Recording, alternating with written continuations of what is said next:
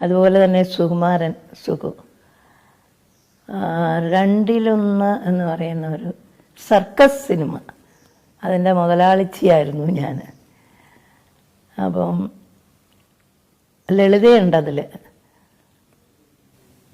അപ്പോൾ ഇങ്ങനെ രണ്ടുപേരും വന്നിട്ട് മോനെ മോനെ എന്ന് വിളിക്കുന്ന ഒരു സാഹചര്യം. സുഖു എൻ്റെ ഹസ്ബൻഡുമായിട്ട് വളരെ അടുപ്പമായിരുന്ന ഒരു വ്യക്തിയാണ്. അപ്പം രാജൻ പറഞ്ഞ കഥയൊക്കെ കഴിഞ്ഞിട്ട് വേറൊരു സിനിമ ചെയ്തു.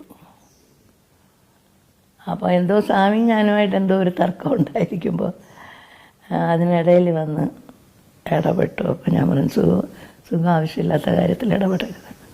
അപ്പോൾ അത് പുള്ളിക്ക് വലിയൊരു വിഷമമായി. പിന്നീട് എന്നോട് കുറച്ചു കാലം മിണ്ടത്തൊന്നുമില്ലായിരുന്നു.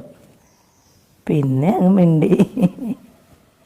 ഈ ആർട്ടിസ്റ്റുകളൊക്കെ പാവത്തുങ്ങളാണെന്നേ, അവർക്കൊന്നും ഒരു ദുഷ്ട മനസ്സില്ല, ഒരു ദുഷ്പ്രവൃത്തി ചെയ്യാനും പറ്റില്ല.